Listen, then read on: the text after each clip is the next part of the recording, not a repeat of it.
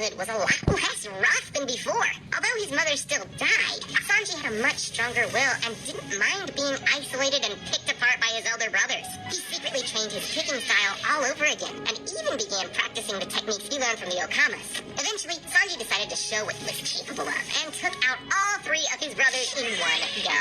After getting recognized by his father, Judge, Sanji challenged his old man too, but ultimately lost the fight. After that, he left the Germa Kingdom and boarded the same ship he'd inevitably meet Zeph on. From here, things were mostly the same, but he was a lot more lenient and grateful towards Zeph. He even shared his food with him so that Zeph wouldn't have to eat his own leg. Their friendship winded up transitioning into a joint partnership where they both ran the Baratie as co-owners and head chefs. From then on, he simply waited for Luffy and the others to come back. After catching up and spending a few days at the sea restaurant, the crew would finally come face to face against the Krieg pirates. This time, every member of the crew would participate in bringing the Krieg pirates down well before Mihawk even arrives. Once the warlord reached Baratie, he'd be shocked to see someone had sliced Krieg's ship in half already. He would then see Zoro and sense there's something special about the kid. He would offer to duel Zoro, but the swordsman would respectfully refuse, knowing full well that he isn't ready yet. Still, he would promise to duel Mihawk sometime in the future. With that done, the Straw Hats would then pay Kokoyashi Village a visit at Nami's request. Upon arrival, they'd be introduced to everyone in the village and would be treated to a feast at Valmer and Nojiko's home.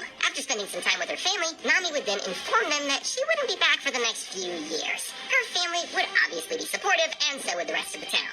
After this quick little pit stop, the crew would then head straight for Lobe Town. There, each of them would do what they did before in the main story, but with some minor changes. The buggy Alvida Pirate Alliance wouldn't dare mess with Luffy this time around. Usopp would easily defeat Daddy Masterson with his superior sniping skills. Nami would go shopping and would purchase a log pose early, while Zoro would come face to face with his childhood friend Kuina. You see, since Kuina survived this time around, she would be going around collecting the rare blades all over the world.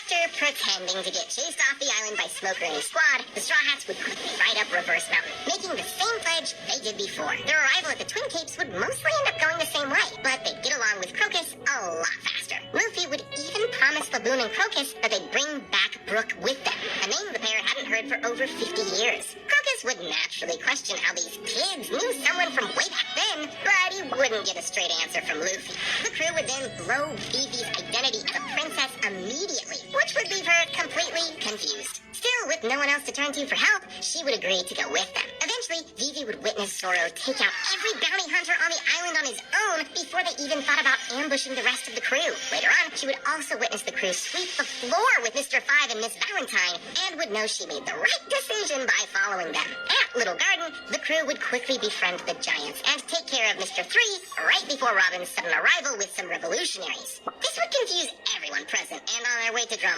Island, Robin would explain exactly what happened to her in this timeline. You see, when Robin was reborn, she caught a glimpse of her mother before she set off on her expedition. Over the years, Robin paid extra attention to her studies and became a scholar much faster than before. She spent her time copying every bit of information she came across and began constructing a true version of history. It took some time, but she was eventually reunited with Saul and even her mother when she returned with the Cypher Pole agents. Before the Buster Call was even initiated, Robin, with Saul's help, convinced much of the local population to evacuate early. And while some people listened, most of the scholars still chose to stay and protect the library, which ultimately led to their deaths. Because Robin knew about the attack on Ohara in advance, she and Saul managed to find the small boat in time and escape. From that point on, both became wanted fugitives, and Saul became something of a father figure to her. He taught her how to survive and protected her from the Marines that came after them.